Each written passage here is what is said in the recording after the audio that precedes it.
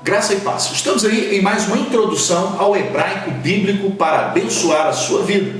E hoje nós vamos fazer a leitura do Salmo primeiro e vamos ver a peculiaridade desse Salmo e as aplicações dele para as nossas vidas no dia de hoje. A Bíblia, nós entendemos que ela é um livro muito atual e ela traz grandes lições para a nossa vida.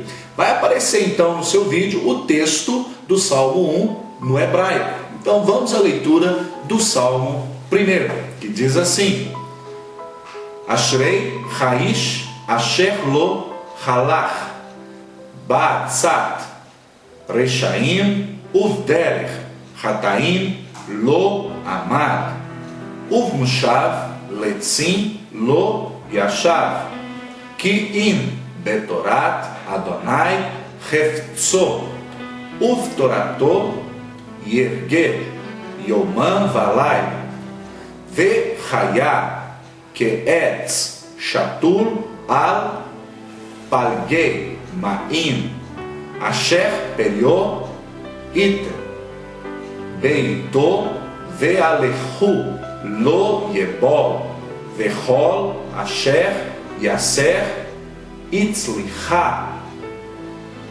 Lo Chem Hare Shaim Kiim Kamotz Asher Tidfenu Ruchat Al Ken Lo Yakumu Reshaim Ba Mishpat Vechataim Ba Dat Tzadkim Ki Yodea Adonai Derech Tzadkim Vederech Reshaim Tovet. Como você viu, aí está a leitura do Salmo 1.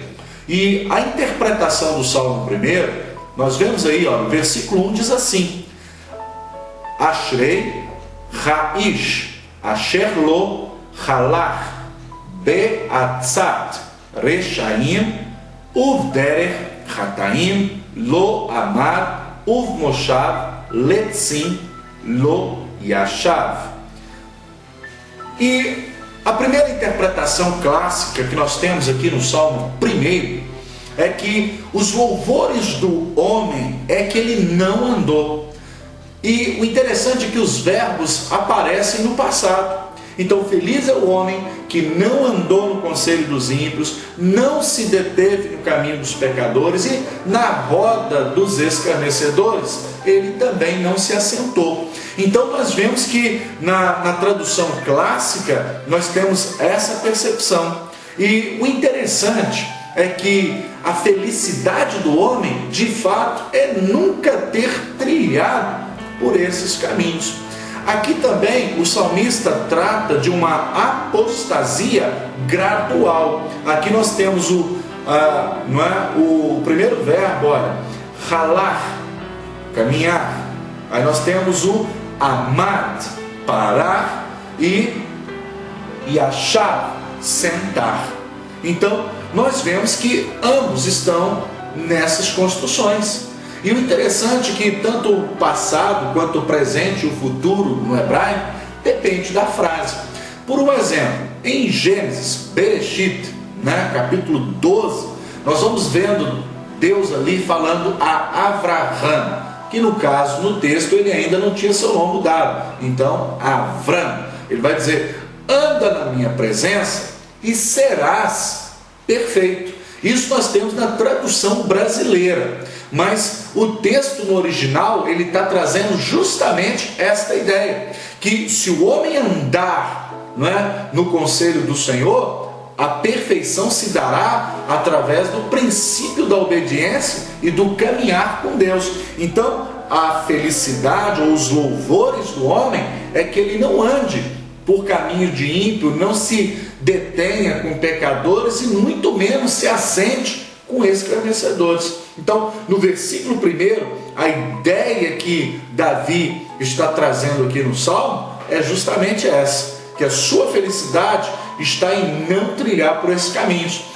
O apóstolo Paulo, em 1 Coríntios 15:33, ele vai dizer que as más companhias corrompem os bons costumes. Cuidado com a apostasia gradual, porque ela poderá fazer você perder a direção de Deus e, consequentemente, a felicidade para a sua vida, porque os louvores do homem é que ele caminha com o Senhor, que ele anda na presença do Senhor Deus. Agora nós vemos no versículo 2, não é? Que está no original assim: Ki im betorat Adonai reftzor uv torato yerge yomam valai. Agora está dizendo que a felicidade do homem é que ele medita na palavra dia e noite, não é? Aqui nós temos a palavra Torá, uma palavra feminina, não é? Que indica aí o Pentateuco, as leis. E o interessante aqui é que ele está dizendo que a felicidade desse homem está em meditar na palavra. Agora nós vamos entender por quê, tá? O estudo é compacto, mas eu quero que você entenda isso. Quando nós estudamos a palavra, nós percebemos que ela tem poder de mudar a nossa vida, a nossa realidade, se darmos lugar para que o Espírito de Deus possa atuar em nós. E nós vemos que a última palavra de cada livro do Gênesis, lá, por exemplo, capítulo 50 de Gênesis, qual que é a última palavra que está lá? Qual é a última palavra que está no livro de Êxodo? Qual que é a última palavra que está no livro de Levítico? Qual que é a última palavra que está no livro de Números e Deuteronômio? Se você pegar a última palavra de cada livro, você vai ver que está lá assim, olha, as pessoas estavam no Egito, que é a última palavra de Gênesis, mas elas viajaram, está lá a última palavra do livro de Êxodo, não é?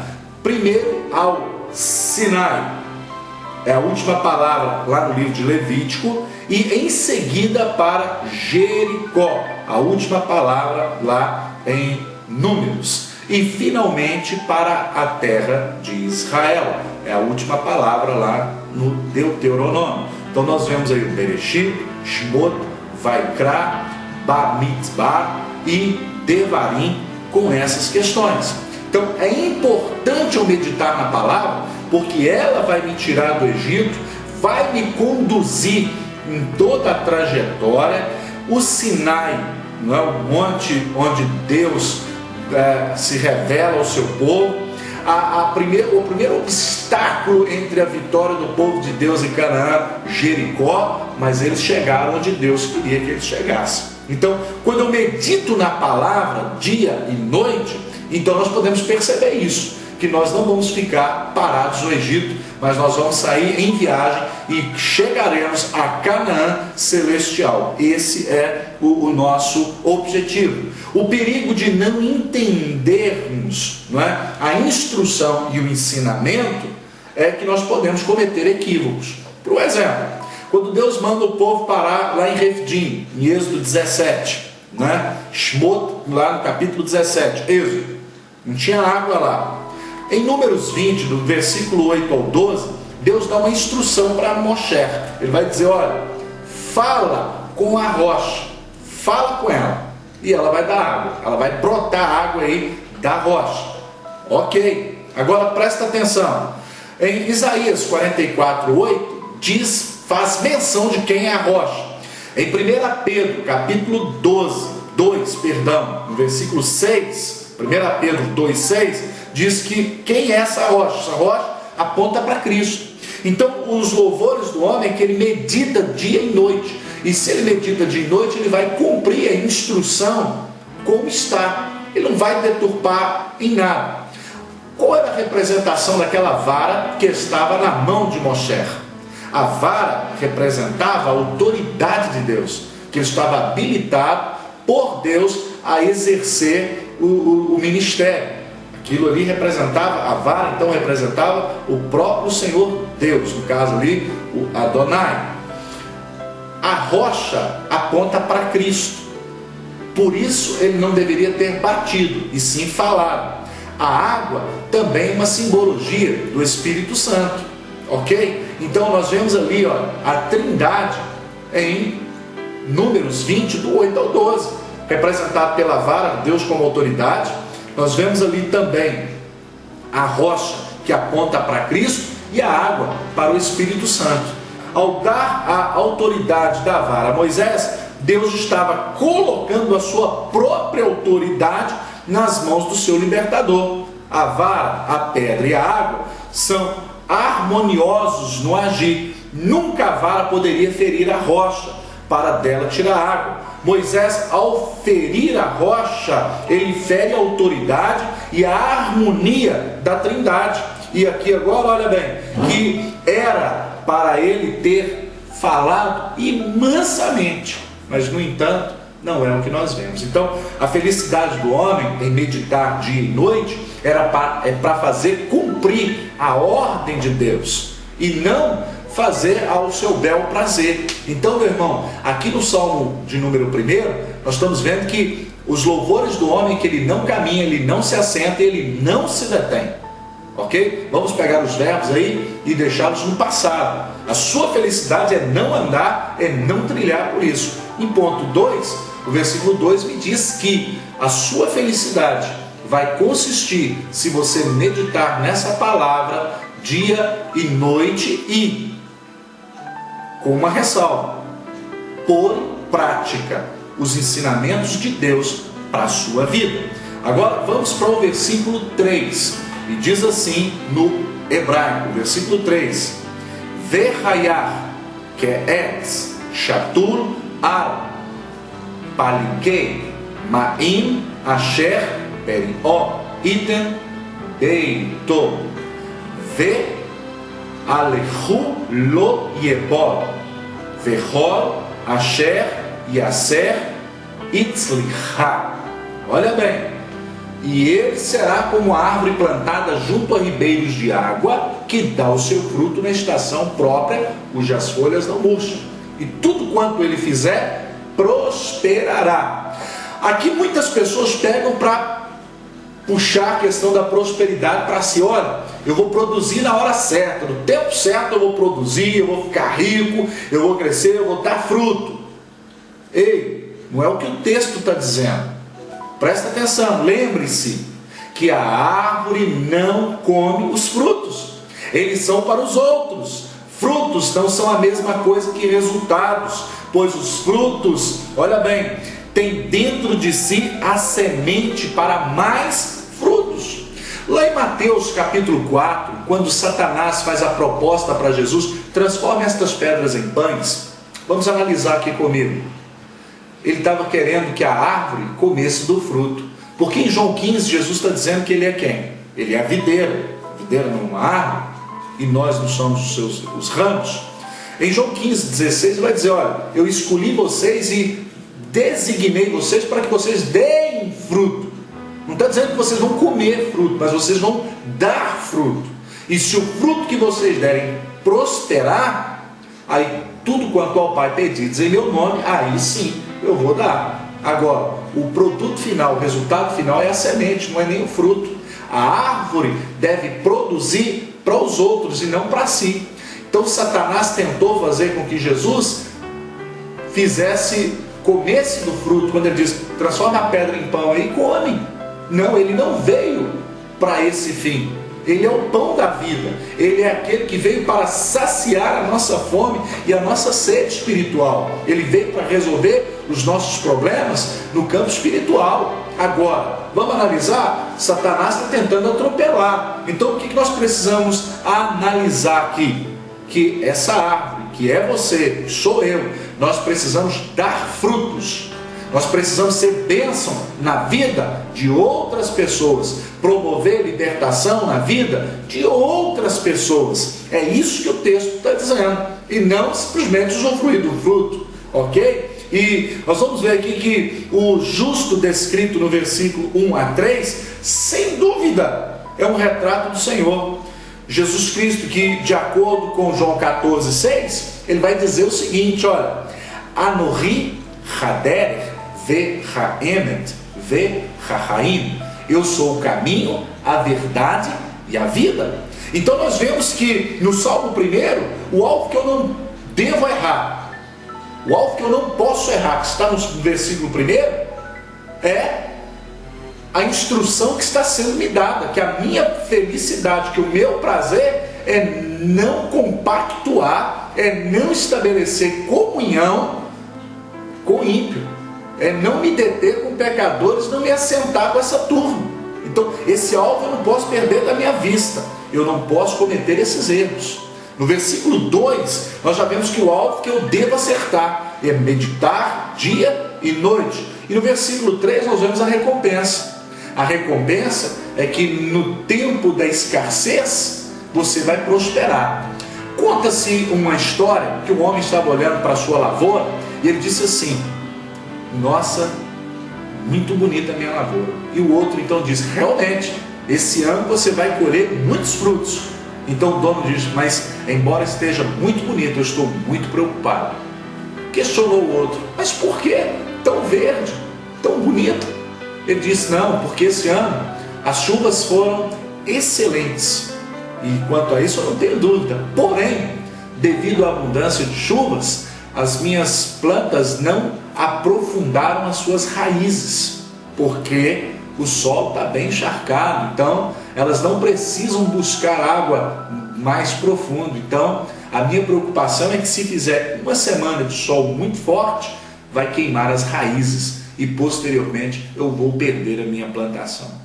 Então, tribulação, adversidades, problemas que nós enfrentamos é para que as nossas raízes se aprofundem, é para que nós possamos permanecer no Senhor firmemente. Agora, nota comigo aqui, o Salmo 92, no versículo 12 ao 14, diz que o justo vai florescer como a palmeira, e ele vai ainda além, quando estiver velho, ainda na sua boa velhice, ainda vai produzir.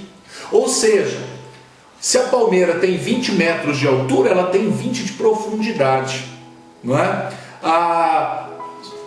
Aqui a questão, o foco é que nós precisamos ter profundidade, e o que nos promove essa profundidade muitas vezes são as adversidades, que muitos tentam evitar, que muitos não querem.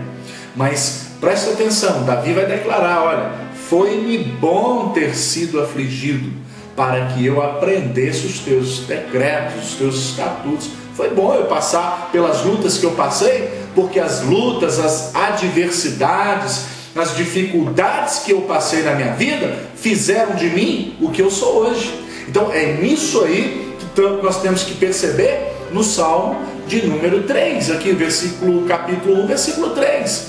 E nós somos como árvore. Então está apontando é para mim e para você. Em Mateus 3,10 diz que o machado está posto à raiz das árvores. Toda árvore que não der fruto vai ser cortada e lançada fora. Qual é a analogia que está sendo feita aí?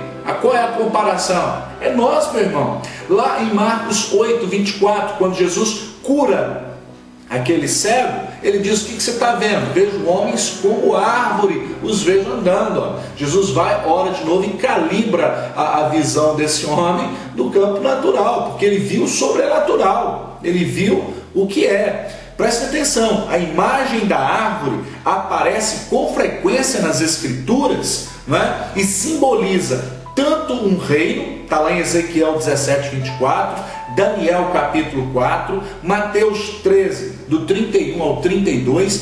Eu quero desmistificar para você que esse texto de Mateus 13, 31 e 32, eu vejo muitos folhetos aí com aquela árvore, os passarinhos voando, fazendo ninho. Meu irmão, se você fizer uma exegese do texto, você vai ver que aquelas aves ali são demônios, tá? No mesmo capítulo 13, no versículo 4 e o versículo 19, vão mostrar quem são aquelas aves e qual o objetivo daquele ninho, não é?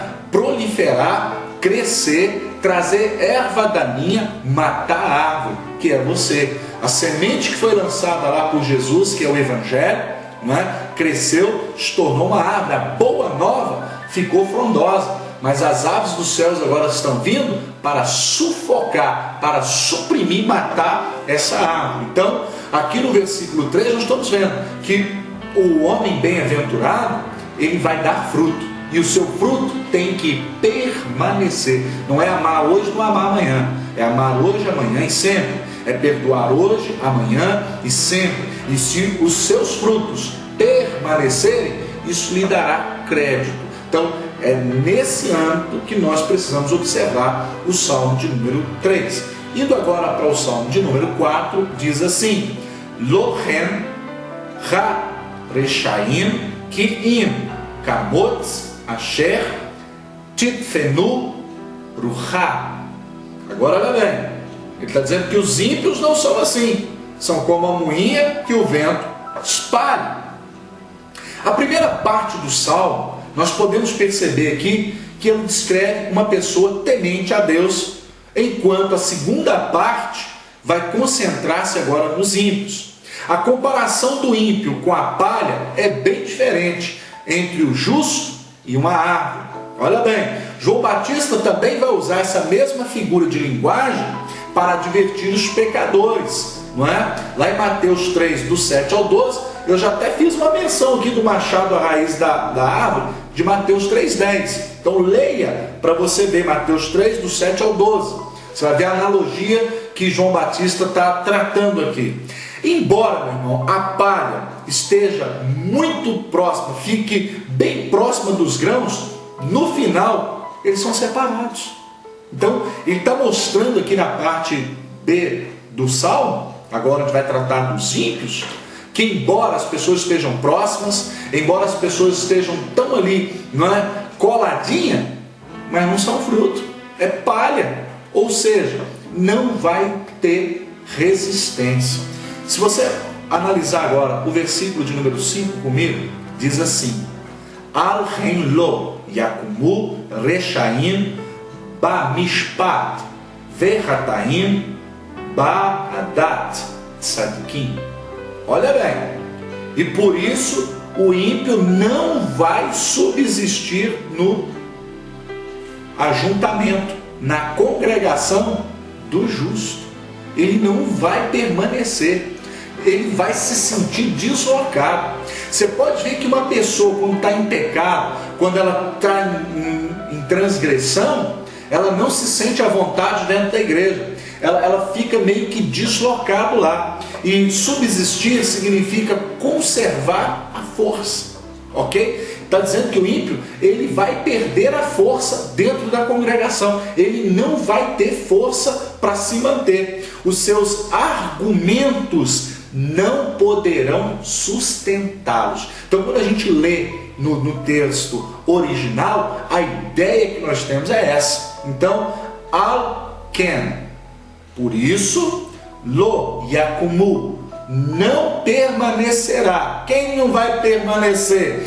Reshaim, os ímpios, e verataim, e pecadores. Olha bem,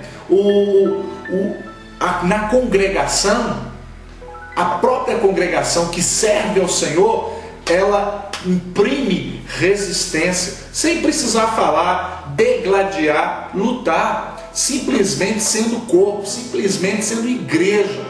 Já de antemão eu posso te dizer que eles não conseguirão se manter. E o versículo de número 6, para a gente encerrar o estudo de hoje, diz que Yodeá Adonai Derech Tzadki Vederech Reshaim Tovet. Então nós vemos aqui que ele conhece o caminho do justo, que é o Tzadkim, justo. Mas o Vederech, o caminho de quem? Do Reshaim, do ímpio, não vai permanecer, que é o Tovet, não vai permanecer. Agora, quando nós vemos aqui o que Yodeá, ele conhece, esse termo no original, ele dá a ideia aqui no versículo 6 de que Deus não está apenas ciente da existência do justo em nível intelectual, mas que se lembra deles, ou seja, antes significa que os escolheu. O conhecer aqui dá a ideia de escolha. Deus o escolheu. Deus sabe os que são dele e os escolheu. Agora, olha bem para você ver, como no caso de Amós, capítulo 3, versículo 2, o termo conhecer ali é usado como sentido de escolher, ok? Entrar numa relação de aliança, ter um relacionamento pessoal, ok? No dia do julgamento final, Jesus dirá aos perversos: nunca vos conheci, apartai de mim os que praticais a iniquidade. É o que nós vemos em Mateus 7,23. Nunca vos conheci. Então, a ideia aqui de conhecer é muito mais do que simplesmente ter um pensamento, mas é a questão de escolha, ok? É quando você faz opção. E essa escolha aqui está longe da terminologia que alguns pegam para falar de predestinação fatalista, que uns já foram predestinados para o inferno e outros para o céu.